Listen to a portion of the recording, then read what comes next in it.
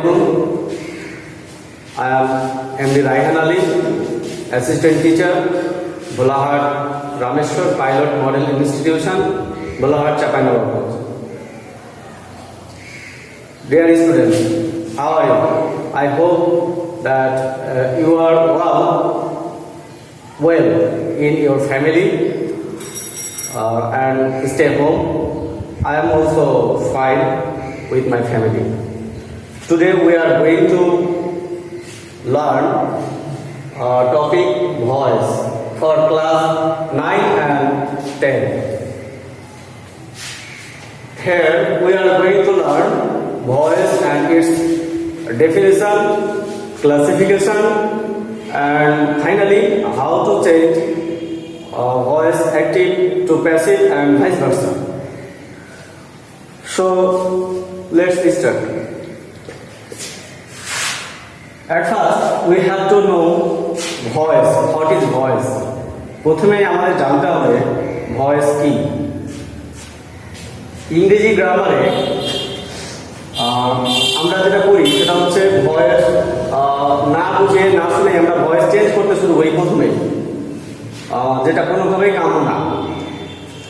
আমরা ভয়েস যদি অ্যাক্টিভ থেকে প্যাসিভ চেঞ্জ করতে চাই তাহলে আমাদের প্রথমে ভয়েস আদ্যপ্রান্ত ভালোভাবে জানতে হবে মূলত ভয়েস কি। আমরা যখন শেখাই তখন শুরুতেই আমরা ভয়েস চেঞ্জিং শুরু করি, ট্রান্সফরমেশনে আমরা ভয়েস চেঞ্জ শুরু করি, কিন্তু আমাদের প্রথমে ভয়েস সম্পর্কে ভালো ধারণা থাকতে হবে, ক্লিয়ার কনসেপ্ট থাকতে হবে ভয়েস সম্পর্কে। সো আমি ভয়েস সম্পর্কে প্রথমে ক্লিয়ার কনসেপ্ট দেওয়ার চেষ্টা করছি। প্রথমে definition. Voice is the condition of A verb formation in which the subject itself does the work or something is done to it. অর্থাৎ ভয়েস হচ্ছে এমন ভার্বের একটা ফর্মেশন, ভার্বের রূপ যেখানে সাবজেক্ট নিজে কিছু করে অথবা অন্যের কোনো কাজ সাবজেক্টের উপর এসে পতিত হয় বা সাবজেক্ট কাজটি গ্রহণ করে। এক্ষেত্রে আমি ডেফিনেশনটা লিখি।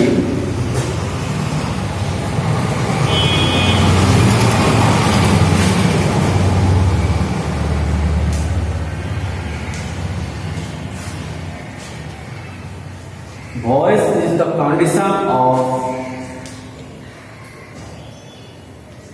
verb formation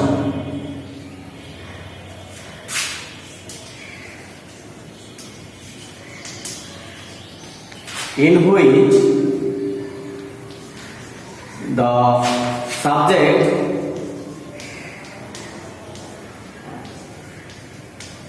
does something or something is done to it or done to the subject.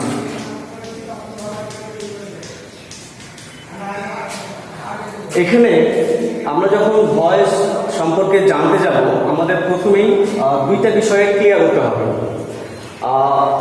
দুইটা বিষয়ে ক্লিয়ার হওয়ার মধ্যে একটা হচ্ছে সাবজেক্ট, যেহেতু এখানে সাবজেক্ট জড়িত, অ্যান্ড দ্বিতীয় হচ্ছে অবজেক্ট জড়িত। আমরা এই দুইটা বিষয় সম্পর্কে প্রথমে একটা ক্লিয়ার হয়ে নিই। সাবজেক্ট কি? আমরা অনেক সময় বলি সাবজেক্ট হচ্ছে কর্তা, কিন্তু এটা পুরোপুরি সঠিক কথা নয়। সাবজেক্ট বলতেই যে কর্তা, সে কাজের কর্তা হবে, কোনো ক্রিয়ার কর্তা হবে সেটা না। সাবজেক্ট হচ্ছে যার সম্পর্কে সেন্টেন্সে কিছু বলা হয় সে হচ্ছে সাবজেক্ট। এমন অনেক সেন্টেন্স আছে যেখানে সাবজেক্ট কিছুই করে না, তার কোনো কাজ থাকে না, সেক্ষেত্রেও সে সাবজেক্ট। আর ভয়েসে এটা খুবই গুরুত্বপূর্ণ, সাবজেক্ট সম্পর্কে ক্লিয়ার ধারণা থাকাটা খুবই গুরুত্বপূর্ণ। যেমন কিছু সেন্টেন্স আছে যেখানে সাবজেক্ট কিছুই করে না, যেমন he is a student. He is a student, এখানে হি সাবজেক্ট, কিন্তু সাবজেক্ট এখানে এমন কোনো কাজ করছে না যেটাকে আমরা অ্যাকশন বলতে পারি।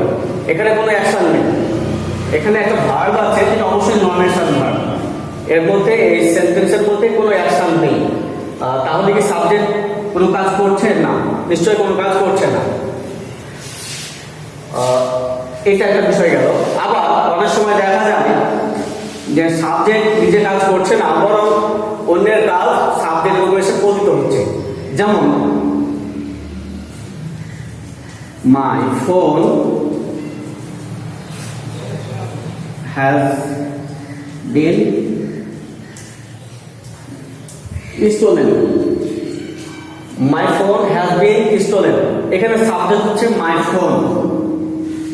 মাই ফোন সাবজেক্ট, কিন্তু এই সাবজেক্ট এখানে কিছুই করছে না, বরং অন্য কেউ আমার ফোনটা চুরি করে নিয়েছে। তারপর আমি এখানে বলছি যে আমার ফোনটা চুরি হয়ে গেছে, তাহলে এখানেও সাবজেক্ট কোনো কাজ করছে না। ঠিক এইখানে আমরা ভয়েস যখন আলোচনা করতে যাব তখন আমাদের এই বিষয়টা সম্পর্কেও সম্যক জ্ঞান থাকতে হবে যে সাবজেক্ট কোনো কাজ করছে নাকি করে না। তো যেখানে কাজ করছে না সেটা আমাদের ভিন্ন আলোচনা। তাহলে সাবজেক্ট হচ্ছে যার সম্পর্কে কিছু বলা হয় সেটা হচ্ছে সাবজেক্ট। এটা হলো একটা বিষয়। তাহলে এই দুটা নির্দেশ করে দিই।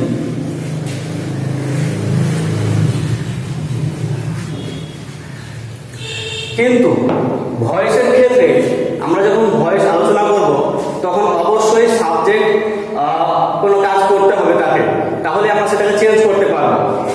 তার মানে এখানে আমি যদি একটা সেন্টেন্স লিখি,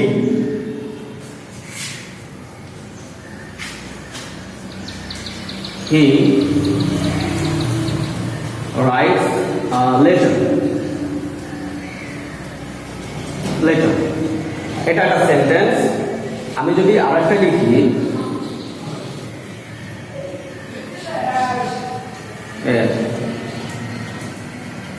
লেটার ইজ রিটেন, আমি দুইটা সেন্টেন্স লিখেছি। প্রথম সেন্টেন্সে সাবজেক্ট হচ্ছে হি, যে অবশ্যই এখানে রাইট যে ভার্ব আছে সেটা কর্তা, তার মানে সে হচ্ছে ডুয়ার। এখানে সে হচ্ছে ডুয়ার অফ দ্য অ্যাকশন। অবশ্যই এখানে একটা অ্যাকশন আছে সেটা হচ্ছে রাইট। এই রাইট যে অ্যাকশন আছে সেটা ডুয়ার হচ্ছে হি, অবশ্যই সে এখানে কাজ করতেছে। আর তার কাজটা গ্রহণ করছে এ লেটার। এখানে লেটার একটা নাউন যে অবজেক্ট রূপে বসেছে, সে এখানে কাজটা গ্রহণ করছে। কার কাজ গ্রহণ করছে? ডুয়ারের কাজটা সে গ্রহণ করছে, তাকে আমরা বলতে পারি রিসিভার। এখানে যে অ্যাকশন আছে কি রাইট, এই অ্যাকশনটা গ্রহণ করছে লেটার, সে হচ্ছে তাহলে রিসিভার। তাহলে এখানে আমরা অবজেক্ট সম্পর্কে একটা ধারণা নিয়ে নিই। প্রথমে অবজেক্ট হচ্ছে কি? অবজেক্ট হচ্ছে সেই সমস্ত নাউন যারা কোনো ভার্বের অ্যাকশন গ্রহণ করে, রিসিভার। তার মানে সাবজেক্ট যাকে আশ্রয় করে তার কাজ সম্পাদন করে সে হচ্ছে অবজেক্ট। এটা একটা বিষয়। অথবা সাবজেক্টের কাজ যার উপর পতিত হয় সে হচ্ছে অবজেক্ট। এখানে হি রাইট আ লেটার, সে একটি চিঠি লেখে, তো তার লেখা হচ্ছে একটা অ্যাকশন। হি এর অ্যাকশন হচ্ছে রাইট, আর লেটার উপর পতিত হচ্ছে এই লেখাটা, এই কারণে এই লেটার হচ্ছে এখানে অবজেক্ট। এটা একটা বিষয়। তাহলে অবজেক্ট আমরা জানি অবশ্যই রিসিভার হবে। সাধারণভাবে আমরা জানি অবজেক্ট হবে রিসিভার। সাবজেক্ট হচ্ছে ডুয়ার, অবশ্যই ডুয়ার। অ্যাক্টিভের ক্ষেত্রে আমরা ভালোভাবে জানি এটা। অ্যাক্টিভের ক্ষেত্রে অবশ্যই ডুয়ারের কাজটা রিসিভ করবে অবজেক্ট, সে হচ্ছে রিসিভার।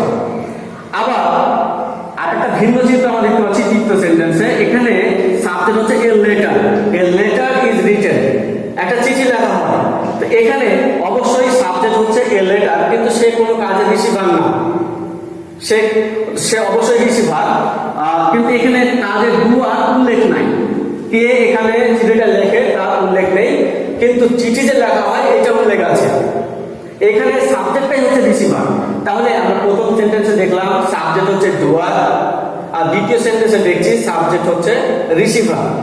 এই হলো পার্থক্য। এই কারণে আমি বলে থাকি যে সাবজেক্ট যে সবসময় কাজ করবে সেটা সঠিক কথা নয়। সাবজেক্ট সবসময় কাজ করবে এটা সঠিক নয়। দ্বিতীয় সেন্টেন্স হচ্ছে তার প্রমাণ। প্রথম সেন্টেন্সে সাবজেক্ট কাজ করছে, ঠিক আছে, কিন্তু দ্বিতীয় সেন্টেন্স সাবজেক্ট কোনো কাজ করছে না, বরং অন্যের করা কাজ তার উপর এসে পতিত হচ্ছে। এই হচ্ছে বিষয়। এখন এইটা ভয়েসের সাথে কি সম্পর্কিত? আমরা যখন ভয়েস আলোচনা করব আমাদের অবশ্যই সাবজেক্ট এবং অবজেক্ট এই দুইটা বিষয় সম্পর্কে ভালোভাবে জ্ঞান রাখতে হবে। যে এখানে একটা জিনিস ক্লিয়ার হলো, তাহলে যখন আমরা অ্যাক্টিভ সেন্টেন্স লিখব, অ্যাক্টিভ সেন্টেন্স দেখব আমরা, সেখানে অবশ্যই সাবজেক্ট ডুয়ার হবে। এটা অ্যাক্টিভ সেন্টেন্স, সাবজেক্ট অবশ্যই ডুয়ার হবে এবং অবজেক্টটা রিসিভার হবে। আর প্যাসিভের ক্ষেত্রে অবশ্যই সাবজেক্ট হবে রিসিভার, ডুয়ার এখানে থাকতেও পারে নাও থাকতে পারে। আমরা যখন ভয়েস আলোচনা করি মোটামুটি এই হচ্ছে ভয়েসের ডেফিনেশন। এবার আমরা ক্লাসিফিকেশন দেখব।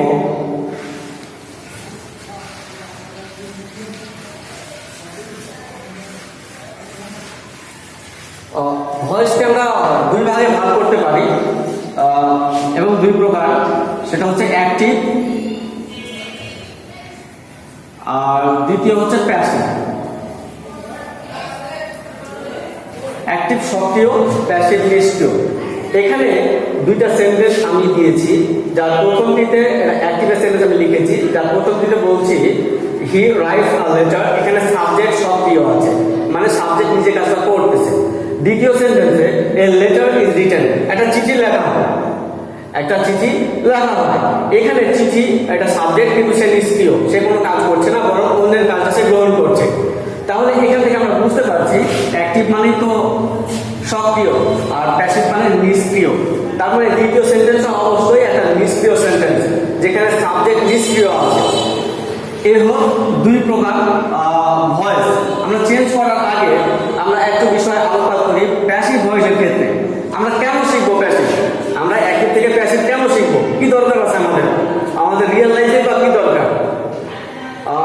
পরীক্ষায় তো আমরা ঠিক আছে, আমরা অবশ্যই পরীক্ষা লিখবো, ঠিক আছে, কিন্তু আমাদের জানতে হবে যে আসলে আমরা ভয়েসটা চেঞ্জ করছি কেন, আমাদের উদ্দেশ্য কি? প্যাসিভের বা কি দরকার আছে? অ্যাক্টিভ দিয়ে কি চলছিল না? অবশ্যই চলছিল না। অ্যাক্টিভ দিয়ে সবসময় হবে না, কারণ দ্বিতীয় সেন্টেন্সে আমরা দেখছি একটা চিঠি লেখা হয়, আমরা জানি না চিঠিটা কে লিখেছে। যখন কোনো কাজের কর্তা খুঁজে পাওয়া যায় না, আমরা জানি না, অজ্ঞাত থাকে, অপরিচিত থাকে, তখন আমরা প্যাসিভের অবতারণা করি। যেমন আমি প্রথমে একটা সেন্টেন্স লিখেছিলাম, মাই ফোন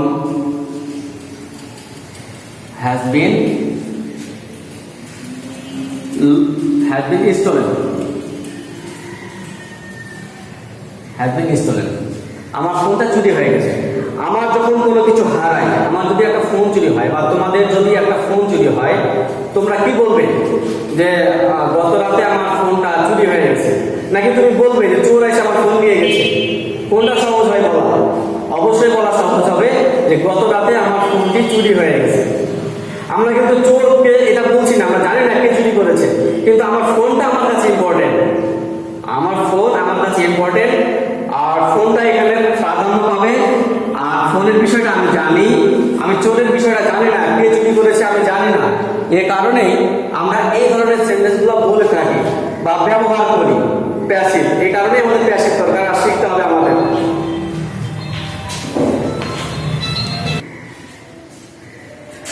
তো আমরা তাহলে বুঝতে পারলাম আমরা প্যাসিভ ভয়েস কেন ইউজ করি বা কেন ব্যবহার করি। দুইটা বিষয় আমি বলছি। প্রথমত, আমরা যখন জানি না যে এই অ্যাকশনের ডুয়ারকে বা কর্তাকে, কাজের কর্তাকে যখন আমরা জানি না, তখন আমরা প্যাসিভ ইউজ করি। আবার যখন আমরা আমাদের যে বিষয়টা, আমাদের যেটা রিসিভার কাজের, সেটাকে যখন আমরা হাইলাইট করতে চাই বা সেটাকে গুরুত্ব দিতে চাই, তখন আমরা প্যাসিভ ভয়েস ইউজ করে থাকি। এই হচ্ছে বিষয়। আমরা এখন ভয়েস চেঞ্জ করতে যাব। তাহলে আমরা বুঝতে পারলাম অ্যাক্টিভ ভয়েসের ক্ষেত্রে সাবজেক্ট অবশ্যই ডুয়ার হবে,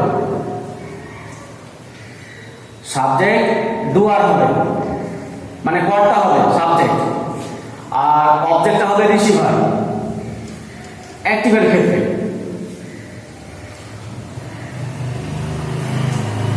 রিসিভার। এই হচ্ছে বিষয়। আর প্যাসিভের ক্ষেত্রে সাবজেক্টটা হবে কাজের রিসিভার, মানে যে কোনো কাজের যে কাজটা হচ্ছে, যে অ্যাকশনটা ঘটছে সেটা রিসিভার হবে।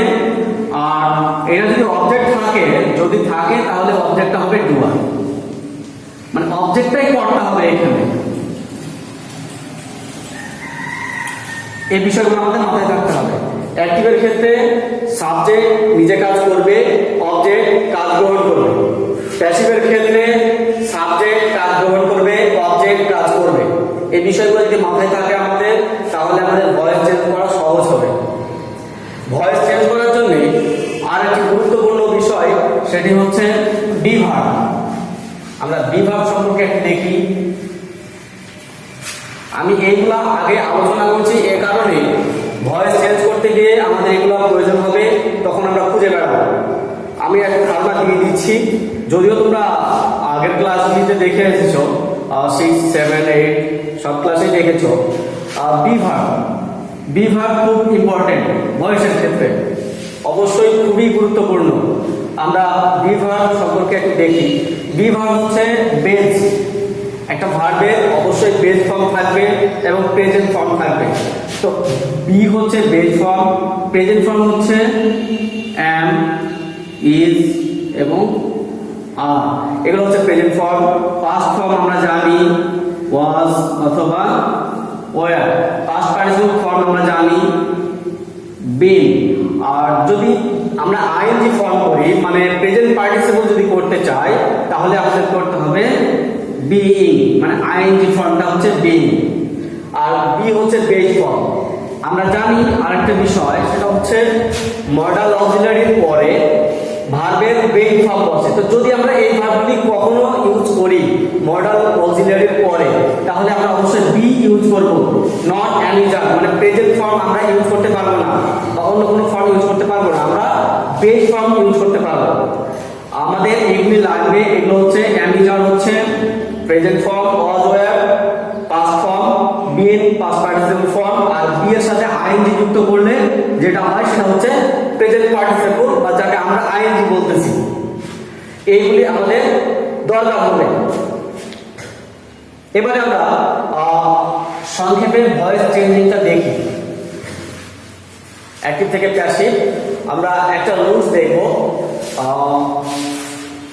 যেটার সাহায্যে আমরা অনেকগুলি চেঞ্জ করতে পারবো। আসলে আমরা যখন টেন্স শিখেছি তখন শুধু অ্যাক্টিভ শিখেছি, কিন্তু প্যাসিভ আমাদের তখন শেখানো হয়নি। যদি প্যাসিভ সহ অ্যাক্টিভ দুটো একসাথে আলোচনা করা হতো, তাহলে আমাদের একই সাথে টেন্স ভয়েস শেখা হয়ে যেত। এটা আমাদেরই ভুল। তো আমরা একটু চেঞ্জিং এর দিকে যাই। অ্যাক্টিভ, অ্যাক্টিভের জন্য আমি একটি রুলস লিখছি, প্যাসিভের জন্য আরেকটি লিখব। অ্যাক্টিভে আমরা প্রথমে অ্যাসার্টিভ সেন্টেন্স দেখি। আজকে সবগুলো তো সম্ভব না শেষ করা। আজকে আমরা অ্যাসার্টিভ সেন্টেন্স দেখব। অ্যাসার্টিভ সেন্টেন্সের স্ট্রাকচার সাধারণভাবে হয়ে থাকে, প্রথমে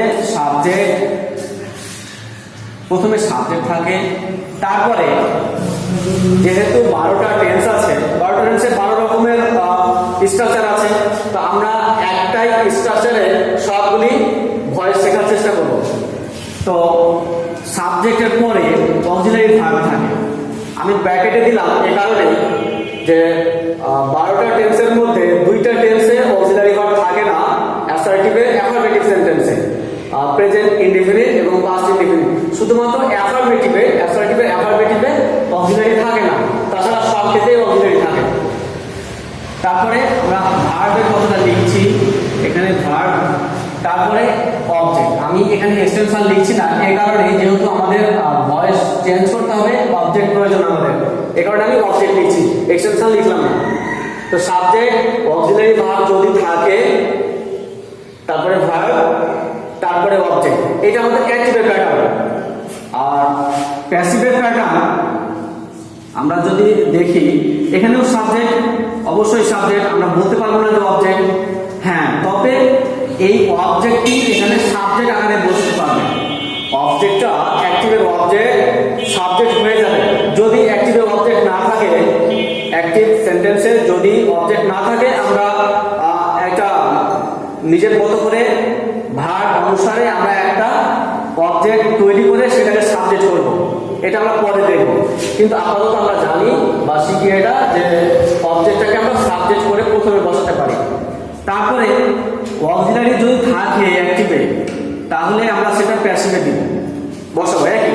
কারণ আমরা জানি এখানে টেন্সের তো কোনো চেঞ্জ নেই।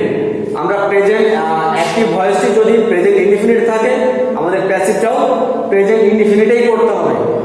অ্যাক্টিভ সেন্টেন্সটা যদি ফিউচার কন্টিনিউয়াসে থাকে, আমাদের প্যাসিভটিও ফিউচার কন্টিনিউয়াসেই করতে হবে, আমরা টেন্স চেঞ্জ করতে পারবো না। এই কারণেই আমি বলছি অ্যাক্টিভ সেন্টেন্সে যদি অক্সিলারি ভার্ব থাকে, তাহলে আমরা প্যাসিভ করার সময় সেই অক্সিলারি ভার্বগুলি আমরা ইউজ করব, অন্য কোনো অক্সিলারি ভার্ব আমরা ইউজ করতে পারবো না।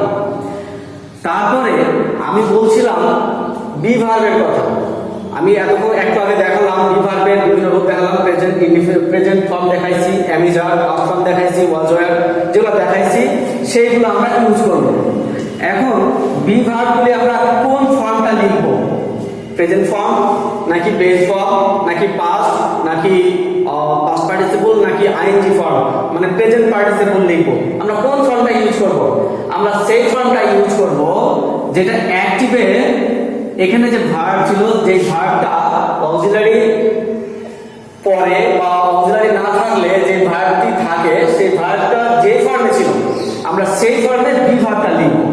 এখন মনে করো অ্যাক্টিভের ভার্বটি যদি প্রেজেন্ট ফর্ম থাকে, তাহলে আমরা বি ভার্বের প্রেজেন্ট ফর্ম বসাবো। অ্যাক্টিভের ভার্বটি যদি পাস্ট থাকে, আমরা বি ভার্বের পাস্ট ফর্ম ইউজ করব, মানে ওয়াজ ওয়্যার। যদি অ্যাক্টিভের ভার্বটি আইএনজি থাকে, আমরা বি ভার্বের আইএনজি ব্যবহার করব। অ্যাক্টিভের ভার্বটি যদি পাস্ট পার্টিসিপল থাকে, আমরা বি ভার্বের পাস্ট পার্টিসিপল ব্যবহার করব। যদি বেস ফর্ম থাকে, আমরা বেস ফর্ম ইউজ করব। তার কারণ হচ্ছে আমরা একটা জিনিস জানি, সাবজেক্ট তারপরে ভার্ব, এখানে সাবজেক্ট তারপরে ভার্ব। আচ্ছা, তারপরে তাহলে এই ভার্বটা কি হবে? এইটা তো আমরা এই ভার্বটা দেখে আমরা টেন্স চিনছিলাম, অ্যাক্টিভের ভার্বটা দেখে আমরা টেন্স চিনছিলাম, সেটা তো বি ভার্ব নিয়ে নিল রূপটা। তাহলে সে কি রূপে বসবে? সে অলওয়েজ, সব সময়ের জন্য পাস্ট পার্টিসিপল হয়ে যাবে, অলওয়েজ পিপি ফর্ম, মানে কনজুগেশন ভার্বের third line past participle form হয়ে যাবে। তারপরে আমরা একটা প্রিপজিশন ইউজ করব, কারণ আমরা অবশ্যই কাজটা সংগঠিত হচ্ছে একটা ডুয়ারকে আমরা অবজেক্ট বানাচ্ছি, এই কারণে একটা প্রিপজিশন ইউজ করব, যেটা বাই হতে পারে, আবার টু হতে পারে, আবার অ্যাট। তারপরে আমরা কি লিখবো? তারপরে আমরা অবজেক্টটা কি হবে? অবজেক্টটি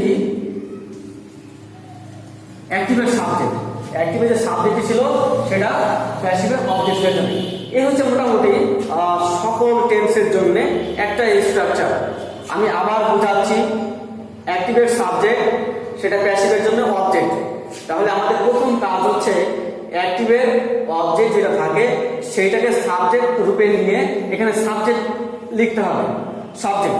তারপরে যদি অক্সিলারি ভার্ব থাকে অ্যাক্টিভে, তাহলে আমরা অক্সিলারি ভার্ব প্যাসিভের জন্য লিখব, যদি না থাকে তাহলে আমরা অক্সিলারি ভার্ব ইউজ করব না। তারপরে আমরা বি ভার্ব ব্যবহার করব, বি ভার্বের ব্যবহারটা হবে অ্যাক্টিভের যে ভার্ব ছিল, যে ভার্বের যে রূপ ছিল সেই রূপে বি ভার্বের ব্যবহার করব আমরা। তারপরে অ্যাক্টিভের ভার্বটি প্যাসিভে আমরা সবসময় এটা মাথায় রাখতে হবে, সবসময় পাস্ট পার্টিসিপল হয়ে যাবে। তারপরে আমরা প্রিপজিশন ব্যবহার করব, তারপরে অবজেক্ট। তাহলে আমাদের অ্যাক্টিভ থেকে প্যাসিভ হয়ে যাবে। আমরা একটা যদি উদাহরণ দেই তাহলে সহজ হবে। আমরা একটা উদাহরণ দেই তাহলে ক্লিয়ার হবে।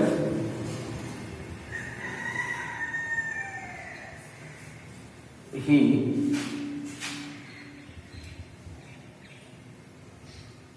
আমরা আগের উদাহরণটা দেই, writes a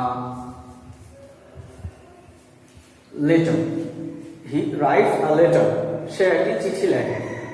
এখন আমরা জানি এখানে সাবজেক্ট হচ্ছে হি, অবজেক্ট এ লেটার। এটা হচ্ছে অবজেক্ট। তাহলে আমরা নিয়ম অনুযায়ী অবজেক্টটিকে সাবজেক্ট করব, তাহলে এ লেটার। তারপরে আমরা লিখেছি অক্সিলারি ভার্ব যদি থাকে, আমি ব্র্যাকেটে দিয়ে রেখেছি এবং মুখে বলেছি যদি থাকে।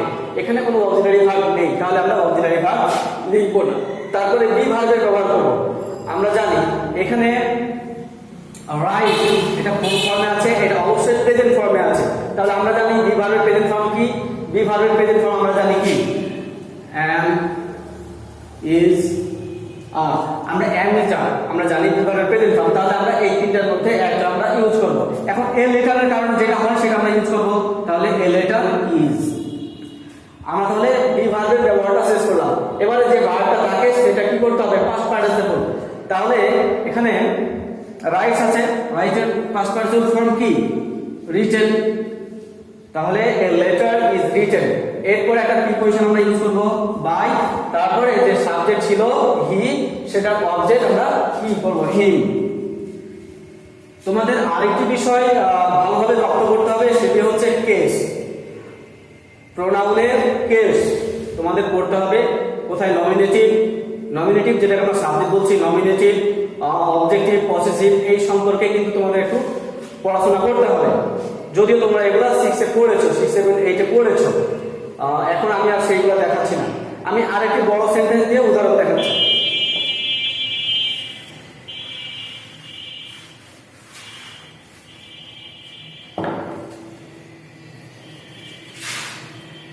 যদি বলি অ্যাক্টিভের জন্য আই অ্যাম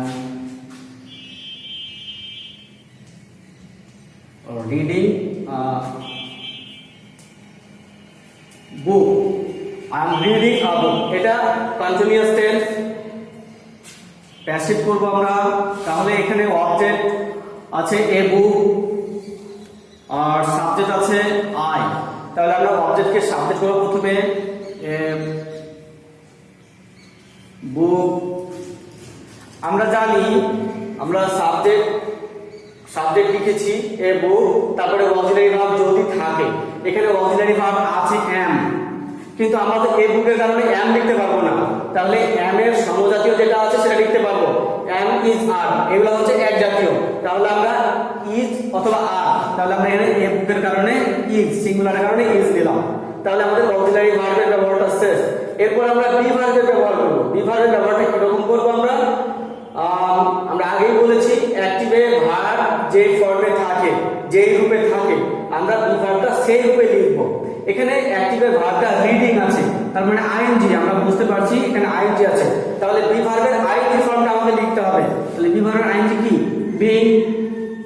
তারপরে অ্যাক্টিভের ভার্বটি প্যাসিভে গিয়ে কি হবে, অলওয়েজ। আমি একটা কথা বলেছি, সেটা হচ্ছে ভার্বের পাস্ট পার্টিসিপল হয়ে যাবে। তাহলে a book is being read, read ভার্বের পাস্ট পার্টিসিপল ফর্ম হচ্ছে read. A book is being read. তারপরে প্রিপোজিশন আমরা ইউজ করতে পারি বাই, সাবজেক্ট কি ছিল আই এর অবজেক্ট হচ্ছে মি। এই তো। তাহলে এখানে সবচেয়ে গুরুত্বপূর্ণ বিষয় হচ্ছে আমরা বি ভার্বের ব্যবহারটা শিখতে হবে আমাদেরকে। বি ভার্বের বেস ফর্ম হচ্ছে বি, প্রেজেন্ট ফর্ম হচ্ছে am is are, past form was were, আর পাস্ট পার্টিসিপল ফর্ম হচ্ছে been। আর যদি আমরা প্রেজেন্ট পার্টিসিপল করি অর্থাৎ আইএনজি যুক্ত করি, তাহলে সেটা করতে হবে being। এবার আমি একটা মডেল দ্বারা উদাহরণ দিয়ে দিই।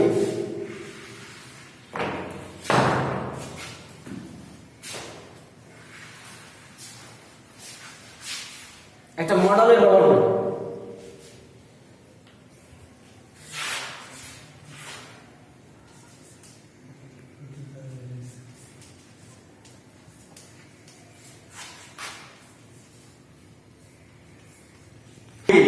এখানে আমি একটা মডাল অক্সিলারি ব্যবহার করেছি প্যাসিভ। আমাদের আরেকটি বিষয় জানা দরকার, মডাল অক্সিলারির পরে কখনোই ভার্বের প্রেজেন্ট ফর্ম বসে না। এখানে বসে যেটা, সেটা হচ্ছে ভার্বের বেস ফর্ম, অর্থাৎ বেয়ার ইনফিনিটিভ। এখন ইনফিনিটিভ ওটা বিশাল আলোচনা, হয়তো অন্য কোনো ক্লাসে ওটা নিয়ে আলোচনা করব। এখানে একটা জিনিস মাথায় রাখতে হবে, মডাল অক্সিলারির পরে ভার্বের সবসময় বেস ফর্ম বসে, নট প্রেজেন্ট ফর্ম। কখনোই প্রেজেন্ট ফর্ম বসে না, এইটা ভুল করা যাবে না। আমরা তাহলে অবজেক্ট কি আছে, ইট, আমরা ইটকে সাবজেক্ট করলাম। তারপরে অক্সিলারি ভার্ব আছে, কিন্তু আমরা বলেছি অক্সিলারি যদি থাকে আমরা অক্সিলারি ব্যবহার করব, যদি না থাকে করব না। তাহলে আছে ইট ক্যান।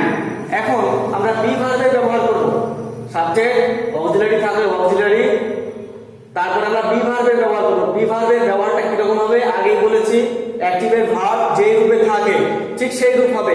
অ্যাক্টিভের ভার্ব তাহলে এখানে কোন রূপে আছে, মডাল অক্সিলারির পরে কি বসে, বেস ফর্ম, ভার্বের বেস ফর্ম বসে। তাহলে এখন বি ভার্ব যদি আমি ইউজ করি তাহলে বি ভার্বের বেস ফর্ম আমাকে ব্যবহার করতে হবে, তাই তো? তাহলে বি ভার্বের বেস ফর্ম কি, বি নিজেই, এটা হচ্ছে বি ভার্বের বেস ফর্ম। তাহলে ইট ক্যান বি, তারপরে যে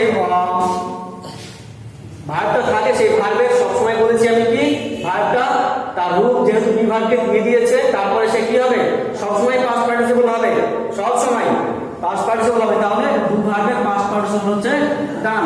তারপরে একটা প্রিপোজিশন ইউজ করলাম আমি, প্রিপোজিশনের পরে সাবজেক্টই অবজেক্ট হয়ে গেল হিম। এই তো বিষয়টা। তাহলে প্রত্যেকটা অ্যাসার্টিভ সেন্টেন্সকে আমরা এইভাবে চেঞ্জ করতে পারবো মাত্র একটা রুলস দিয়ে। আমরা গাদা গাদা মুখস্থ করবো না, আমরা এইগুলো আমাদের মাথায় আমাদের অনুভূতির সাথে মিশিয়ে নেব। আমরা কখনোই রুলস মুখস্থ করবো না, উদাহরণগুলো বারবার চর্চা করতে হবে। তোমরা বারবার চর্চা করো উদাহরণগুলি। যদি কোথাও কোথাও প্রবলেম হয় তাহলে আমাদের যে অনলাইন ক্লাস হচ্ছে সেই ক্লাসে ভিডিও যে ক্লাস আছে সেই ক্লাসের নিচে তোমরা কমেন্ট করবে, কমেন্ট করে তোমাদের প্রশ্নগুলো করবে, তাহলে আমি সেগুলোর উত্তর দিতে পারবো। আমি সাথে সাথে উত্তর দেওয়ার চেষ্টা করব। তোমরা কমেন্ট করবে, তোমরা ভিডিওগুলো নিজে দেখবে, তোমাদের বন্ধুদের দেখার জন্য তোমরা শেয়ার করবে, তাহলে তোমরা সবাই উপকৃত হবে। যেহেতু কোভিড-19 কারণে আমরা ঘরে সবাই আবদ্ধ আছি, তোমরাও আছো, সবাই আছি, আমরা আতঙ্কের মধ্যে আছি। তোমরা ঘরে থাকো, নিরাপদ থাকো, আর আমাদের ক্লাসগুলি তোমরা অনলাইনে দেখতে থাকো, নিজে দেখো, অন্যকে দেখার জন্য তোমরা ভিডিওগুলো শেয়ার করো। তাহলে তোমরা যেমন উপকৃত হবে অন্যরাও উপকৃত হবে, আমরাও ভালো ভালো ক্লাসগুলো নিতে পারবো। তো আসলে একটা ক্লাসে বয়সের কিছু শেষ করা যায় না, আরো অনেক কথা থেকে গেল। যদি আমি আরো ক্লাস নেই তাহলে ইনশাল্লাহ বাকি অংশগুলি শেষ করব। ঠিক আছে, আসসালামু আলাইকুম।